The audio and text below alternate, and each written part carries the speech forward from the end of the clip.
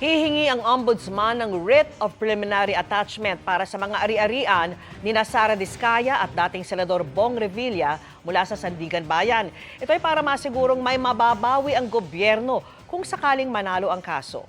At nakatutok si Salima Refran, exclusive.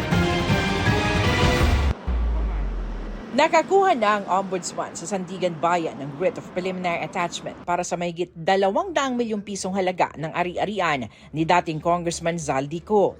Kaya sunod ng target ng ombudsman na makakuha rin ng kahalintulad o court order para naman sa mga ari-arian ni dating Senador Bong Revilla at kontratistang si Sara Diskaya. Kailangan talaga ma-freeze itong mga property para meron tayong hawak. Kasi ang pera, baka nakakas yan, mahirap habulin. Pero yung mga property, hindi naman gumagalaw yan.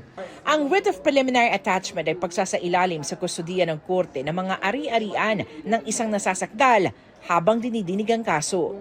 Ito'y para tiyaking may mababawi ang gobyerno sakaling manalo sa kaso.